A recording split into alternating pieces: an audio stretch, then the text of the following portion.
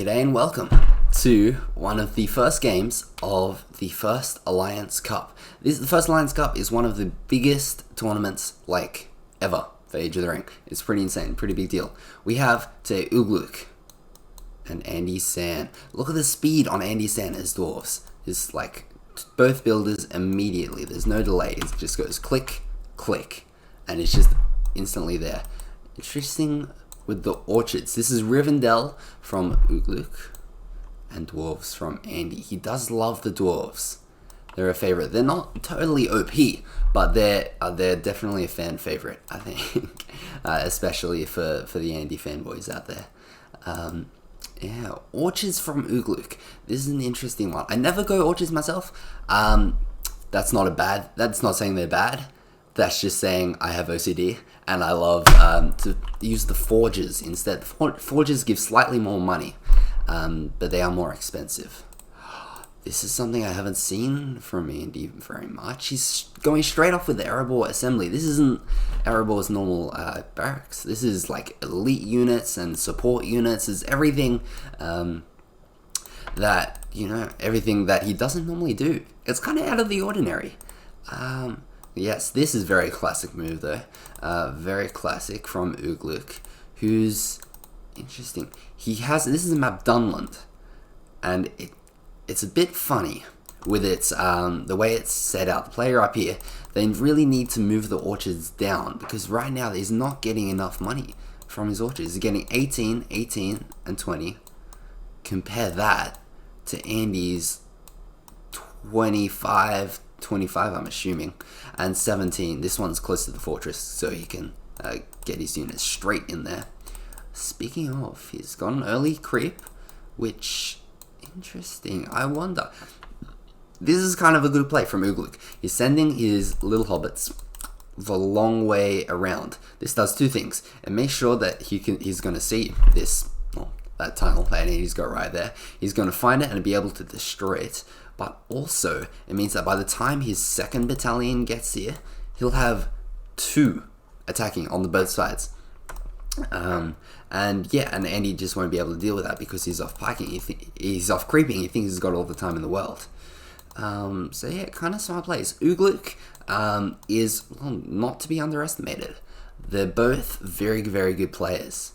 I wonder. Let's check to UgLuK's. He can't see this builder from Andy. He is the Defenders of the Shire. But yeah, he hasn't seen this builder. He doesn't know it is getting dangerously close to his orchard. Now, this is what I was talking about earlier. Because he sent his first battalion around, the second one is arriving just as the first battalion is too. Now he's seeing this builder. He's getting worried. Second Breland encampment coming up. I wonder where these hobbits are going to go. And look at that from UgLuK. Well done. He's really trying. He's giving his all. The hobbit spam. I do like a good hobbit spam. He's on 525 command points. That represents how many farms he has. So how much eco he'll get. Look at that. Another thing Andy loves is these Lake Town bowmen.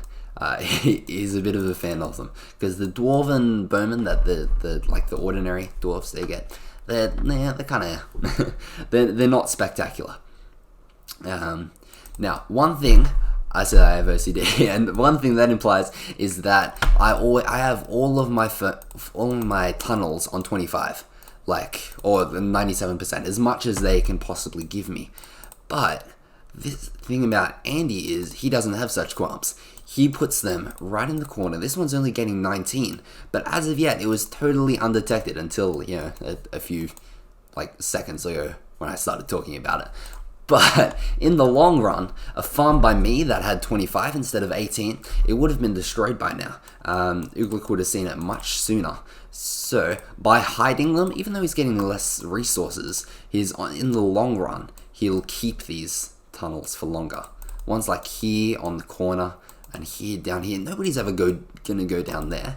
See, I would have put mine up here or something. Let's double check, 600 command points for Andy, 550. So Andy is winning economically. That's because of all these tunnels down here. and UgLuK hasn't been able to do much harassing thus far. This is a decent army up here. This is a safe army. Just very safe, smart move. Whereas compared to the Hobbit spam up here, it's getting picked off by archers one by one. He's even got some in the tunnels just in case he needs a easy defense, and he can send them up here quick smart. Ooh, that was a builder save. He did save his builder, but that might have had the extra added advantage of protecting his orchard slightly. It didn't work out 100%. But honestly, oh my goodness, I think these hobbits are about to get destroyed. Even though some of his archers are, a little undefended there, but the majority are right where they need to be. And it's just a massacre. And look at that. Oh, it pains my heart to see that. The poor little guys. The hats. With their little hats. Oh my goodness. They're very cute. I'm a big fan of hobbits, I have to say. Who's this in the middle? Just the last remaining stragglers. Let's check. Yes. We'll go back to Andy's. See how much vision he has. He hasn't got this entire thing. He's only used key crucial points. So he's used this to head in from here. He's used this to head in from here. So he's all like the main parts. He's not interested so much in just controlling the whole map. He's interested in getting as much resources as he can, but also as providing an opportunity for his troops to be where they need to be. UgLuK has expanded up here. Not terribly so. He needs a bit more of that if he's going to be. Look at the difference in command points. This is how much, that represents how many farms he has, how many troops he can have, and he's clumping around the Breland encampment, and that's going to go down pretty fast. Guardians will do a ton of damage, and I don't know, even though these hobbits are buffed, dwarves are just going to take care of them. They do a good job. That is still level 1, so he hasn't gotten these. They're Erluin Rangers. They're like very fast dwarven units. Good for harassing, good for taking out archers. All guards on the marcher, which I haven't mastered, which I haven't seen much. But they look very cool. Alright, oh my goodness. And look at this heroic statue. It's just like a slap in the face. Speaking of slaps in the face, this poor hobbit army. It never had a chance. Never saw it coming. The Cav's coming out, but they train too slowly to be useful right now, and he's running out of pikes, to be honest. Without the reinforcements, but here he comes. Could you imagine? That's a big enough army to take it out anyway. He doesn't need any more than that, to be honest. Let's check. I'll keep on the health of this Cav, just so we can see. But they're not going to do much help. Well played to Andy. Just the might of the dwarves. None stand tall. It's so true. I wonder if he's almost on 1,000 command points. Come on. That's prime dwarven gameplay. Andy is not holding back in this tournament. He's going all out. He will lame if you have to. Lame means like getting kind of OP units that don't require much effort. But in the hands of a pro, like laming is kind of insane. But yeah, it's people don't like it when you do it, but it's a tournament. He wants to win. Can't blame him. Here we go.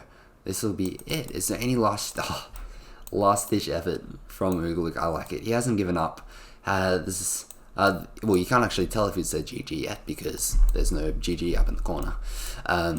But yes, he's fighting to the last. He's still. Let's check his money. Money on. He could have had tier 2. The poor guy. It was very, very close. He's got 1,000, but he can't spend it right now. That's got to feel frustrated. ROTWK from the. Where did he go? Here he is. He summoned his Iron Hills Cav. I want to be able to pronounce that someday, but I can't right now. That's the dream, though. I want to be able to speak Dwarven, or all that. He's doing alright. He probably won't need reinforcements, but I bet there's more coming anyway. There's Fearless Tuck Barrage is coming. Oh, shame. He's finally given up. Well done to Andy. Far out. That was an incredibly fast-paced game. But there is a second. This is a 2 out of 3 tournament. Best 2 out of 3. And I haven't even seen these games, so he could come back. UgLuK is not a bad player, despite what you saw. He's very respectable, I have to say. I could cut to it, but I may as well just dive right in. How's that? Let's see. I don't think those are going to be popular picks for factions and tournaments, which is really a shame because they're a lot of fun. Is this... Oh, UgLuK is going Goblins. Goblins is... I like a Goblins pick. It's just a very cool faction. It's one of my favorites. Andy with UgLuK. Andy with UgLuK is going to be one that I want to watch. I'm going to keep my eye on him because he plays it in a very different way. He says the proper way, which, yeah, not like a lot of players play it. Which is funny because a lot of players have difficulty playing UgLuK. They say it's spider start or nothing. And we might see a spider start. By the look of this builder, I'd say he's about to build a spider pit, and he's got the money for it. Yeah, there we go. Shortcut is L, by the way. Remember that.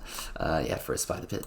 But yeah, okay. Generally, and he tries to do like a forward barracks here. You want to get a tower right at the front, and you want to get barrackses so that you can actually use the what's it called? The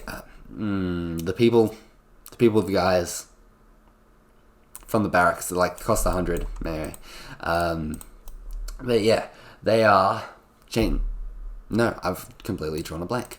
They're like the basic infantry of UgLuK, and they're pretty cheap, but the reason nobody uses them much is because they decay on the way, and they have so little health that they decay so fast, and they're almost not worth doing unless you have, well, I think Necromancer, because he stops the decay, or a forward barracks will do it right in the middle here, so that for the other player to even attack you, he has to go all the way around like he's doing here.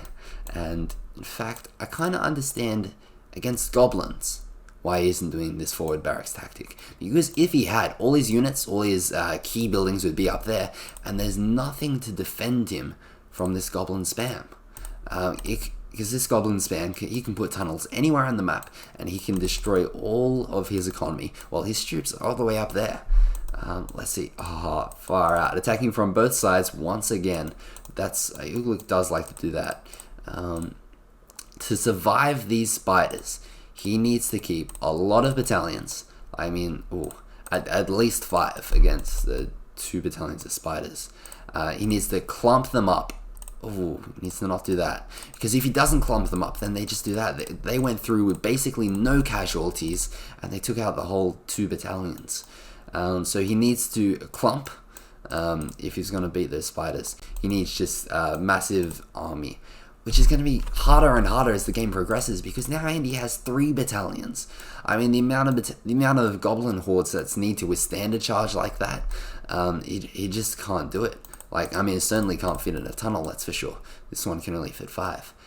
He's going to need at some point the pikes of the Mountain Lodge, that's the word. Yeah. But yeah, no more. I wonder what Andy's saving up for. Could be Crimple. He's got 2 builders on the way. Crimple or Thrain he does like to get. Let's check. Comparing the 2 command points. UgLuK is on top. Yes, he's going for the Mountain Orc Lodge. Why is that such a tongue twister? I don't know. But I imagine it's more likely, for starters, when we're talking about economy, yes, UgLuK does have more. He's on 500 as opposed to Andy's 425. And Andy has been creeping much more than UgLuK can without his pikes. And also, because these are forward mines, they're much more likely to be in positions where like they're not getting 100% for their resources per tick. Here we go. Oh, here it goes. This is unlucky. Andy's just seen those. Oh, he took out half the battalion. Oh, unlucky UgLuK. That was an unfortunate play. Ooh, yes, and we can see, you can tell Andy's laming by the fact that he has got his Tower of Sorcery out. Ooh, that's devastating on the goblins, far out. I mean, he almost doesn't need it, but this slows them and damages them over time, which goblins, they don't have a lot of health, and they rely on their numbers, so a little bit of damage over time, like catastrophic, obviously. Is that a warg that's still alive? Oh my, I didn't notice that. I mean, wargs are very good against goblins. They have infinite trample. Oh, he's just the poor fella. He's gone. He's sinking into the ground. But I swear, if Andy did that on purpose, that is like, I mean, god tier gaming right there. That's spectacular. Because wargs destroy goblins. Any goblin player, like if you accidentally run an army of goblins by this warg, it's just gone. Army gone. There's no doubt about it. So to be able to keep one of those wargs alive, and he's used it as an infinite trample too. I mean, that's just fun. That's just a fun way to play. I mean, it might not be totally overpowered because the whole time the wargs are killing his spiders. But that's just a fun, that's just a fun thing to do. Okay, he may be going with Risen Dead. There it is. Which, yeah, will definitely stand up to goblins. I mean, I wonder how. I'm assuming the goblins are faster. They have to be, right? They're one of the fast. They've got to be the fastest infantry in the game, the goblins, because that's one of their strengths. They just get around the whole map, destroy everything they can, and in as many numbers as they can. And that's why I love them. They're just awesome. I wonder. I mean, it seems to be that the Risen Dead are at least as fast, which, I don't know, maybe I might go for Risen Dead next time. They're kind of cool. But yes, they are considered, rushing them is kind of considered laming, but I don't know, Andy doesn't say they're OP. I don't know. They're definitely strong. They are very strong. OP is another discussion entirely, but they are very strong. And yeah, I would hate to see this tournament just dissolve into Risen Dead spam. Notice just the attention to detail. These spiders that Andy has clicked the ability for them to, to spawn. They're very good at defending. I mean, especially in early game, if you have a horde of goblins trying to kill you, if you click this early enough, it can just totally stop them in their tracks. Like, they can't attack. They can be trapped right here, and they just can't do a thing. It's incredible. And yeah, this, like, for a minute they're just stuck there, can't do anything. It's even more frustrating if the unit is expensive, because then they can just get picked off by archers around here, and it's just sad. It's just, yeah. Okay. Well, obviously Andy's going for a tree on his cave troll, which is over. Oh no, sorry, that's UgLuK. UgLuK's got a tree on his cave troll. Another one of these. Nobody has Signal Fire yet, but it may not come to that. Even though this army just lost from Andy, but I'd say he's still ahead. Check the eco once again. Goblins still ahead. On terms of power points, they're not even close to being even. Andy has gotten his second tier 2. Carnage as well. Yes, obviously, Chill of the Grave, very strong against goblins. Yes, highly recommend. But Carnage is always like the dog will do a pick because it leads into the walks, which are like a super good power. They're building killers, hero killers, like any kind of killer, really. They just kill. They're epic. Yes, and these spiders are hitting around here. They're probably pretty scared of this cave troll. These are not pikes. I thought they were. He's going with the mountain orc slashes. There might be an attempt to counter his the Risen Dead. These are the guys I was thinking of. The Broken Rabble. How could I forget a name like that? Yeah, usually Broken Rabble is like Andy's go-to with the forward barracks. Not this time. I hope. Okay, interesting. Andy has caught UgLuK trying to creep, and he won't, destroy anything, but he's doing a pretty good job. And this seems pretty close. Okay, let's have a look. Thrain is here. He buffs the Broken Rebel as well. How many battalions has he got out? Is 1, 2, both leveled up. So they'll regen their battalions. And more creeping. Okay, Andy wasn't microing that, so he lost a few Risen Dead. But he sacrificed that microing for the fact that he's, everywhere on the map. He's got excellent macro, as all good players should have. He's attacking from 3 different sides, as all good players should do. And yes, this is why he's one of the best. This is why you can't fold Andy. That's also why UgLuK is he's no soft competitor. He's pretty good because he was doing that originally too. He tried his own best, but nothing can beat the AndySan. He's on the back foot right now, is UgLuK. But now he's behind on command points. Interesting. And he's just gone on an eco spree. He's skewed up a ton of builders and he's putting them everywhere. Interesting. Oh, another tip. He used the fortress to make his builder go over there. So as soon as it was made, it's instantly going in the right direction. Crimple might die. Crimple! He was only level 2. Oh. Okay. I would still say, despite that loss, I would still say that UgLuK is on the back foot. Only slightly, but yeah, it still counts. And I only say that because everything is happening in UgLuK's space. He might have the superior army, and he does, I would say. But everything is happening over here, and he just has free reign to do whatever he wants. I imagine he's going to creep all up here. He'll have, the mills all over there.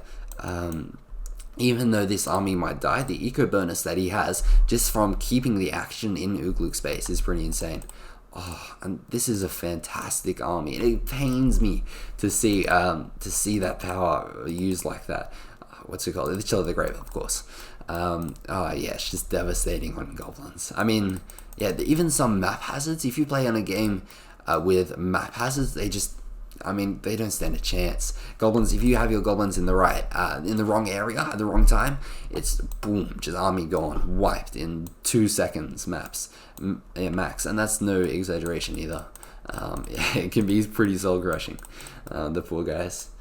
Okay, I would say, difference in armies here. Andy's Risen Dead are healing, whereas until he gets Urshak, UgLuK doesn't have a way to heal these goblins. Just retreating here was definitely an advantage for him.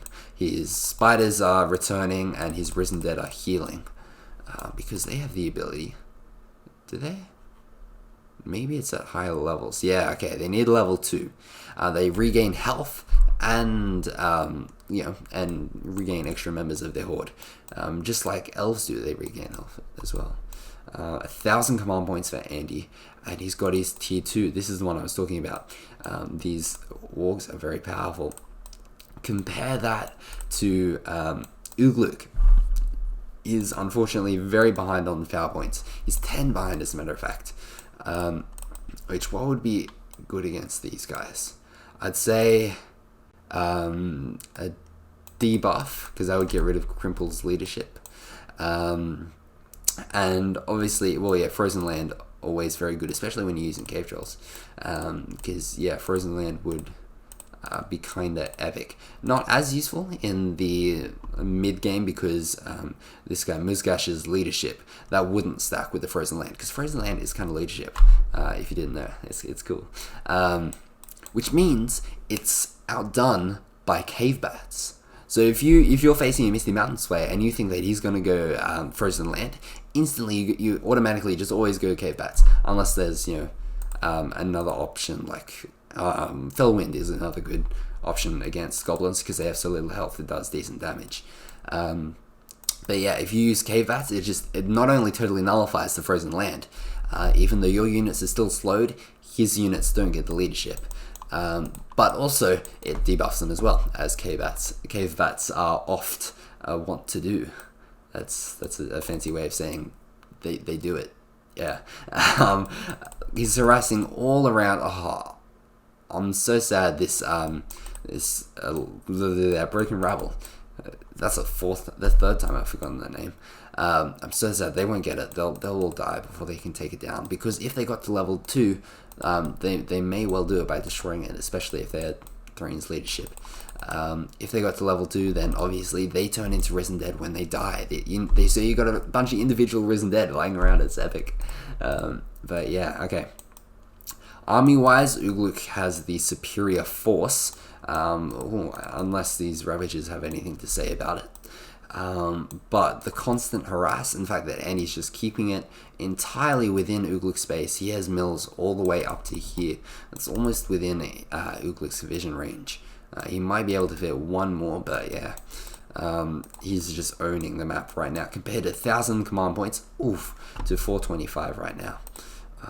How's money going? Money is definitely in Andy's favor because he has so many mills. He's just spent a lot. I wonder if he just bought Necromancer. Knowing him, it probably wasn't Necromancer. I imagine it was Sinatha, the Spider Hero, which, despite all appearances, is not very weak to pikes. It's a good pick for Dol Guldur. Sinatha is a very strong hero. You would think she'd be weak to pikes like Shelob is in the base game.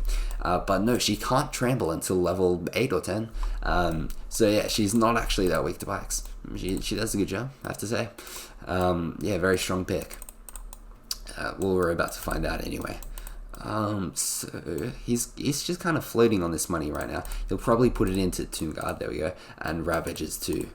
Oh, look at this. He's got 4 barrackses, 2 level 2, 1 level, no, sorry, 1 level 3, 1 level 2, and 2 level 1s. There it is. Oh, this spider's just constantly going around the map. He hasn't found anything, so, Drake, Mr. Drake. Oh, Drakes are really fun. I mean, they're just epic. If you don't know, if you're in a Misty Mountains game late game and you're kind of really stuck for ideas, the Frozen Waste upgrade on the fort, that'll get you a Drakes that you can buy that are very good late game units, as well as Mountain Giants, which are, epic siege too. And they're both really fun units to play with. I think. Yeah, as well as obviously, obviously you need to pair that with constant harass, which is what the goblins do best, I have to say. Here comes Andy with, he's got things all around. UgLuK has 1, 2, 3 tunnels close to his base. Yes, he might have others. Let's check for tunnels. Not looking like it. Okay, so he only has these 3. He's very behind on the command points game and the money game, and he's done that very well. He's kept it that way.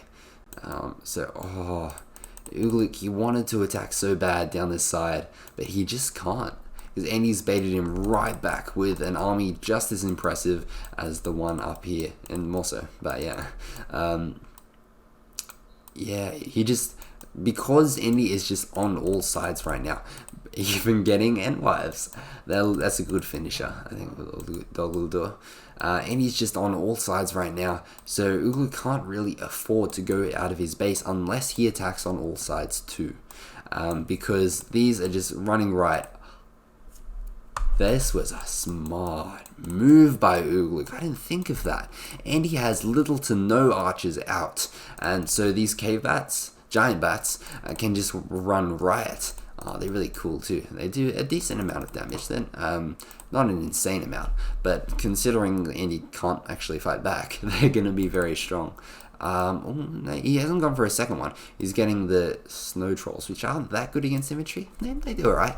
But yeah, they're mainly for building destruction, like you finish a fortress with them, or harass, because they're pretty fast, so you can move around they're a fast siege unit. Muskash died. No. Oh, that's dangerous. That's bad.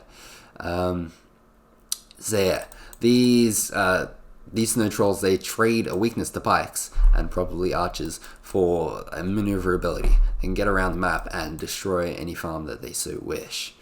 Okay. I'm afraid the giant bat, it's been very good for UgLuK, but it might not be enough. These guys are the Tomb Guards are still alive, and this undead monstrosity got full winded, but it'll Yeah, that was a big game changer. Took out the army entirely. Sinatra is here with Crimple. Yes, and he does love his Sinatra. She's got some good abilities, like pretty well-rounded hero. Good, kind of tanky. Yeah, good defense, good attack. Yeah, just well-rounded. What's killing this? I do wonder. Who killed the cave bat? I'm not sure. And he doesn't have any archers. It could have been Undead Monstrosity. He might have done splash damage to it once it was down here and had landed. Just a working theory, but who knows. I see Andy is forming up for the final assault right now. He's got the works. Enough archers to easily take down a giant bat. And he can use them to turn them into risen dead later, which are great against buildings. To believe the undead monstrosity survived so long that he did his ending animation, which is a massive explosion. It blasts enemies back and kills them too. Oh, okay, I think UgLuK has liked these cave bats so far, and even though he knows he's on the back foot, he's giving it his best, but he's not giving up. And this is the end though. This is the finisher. Well done, Andy. I mean, come on. He's got even more troops. Check the damage on that. They might have been able to hit 2 at a time. They do have slash damage. They do. Both of these cave bats are hitting both of these ends. It might not be enough, and the fire drake's definitely going to help out, but it's still very, very good. Oh, look at all these dead guys. Come on. Oh, I'll love to see it. There's so many. Oh, he died. I mean, it's just an animal. Look, the poor thing, Peter. It's going to be so sad. But yeah. Alright, you guys.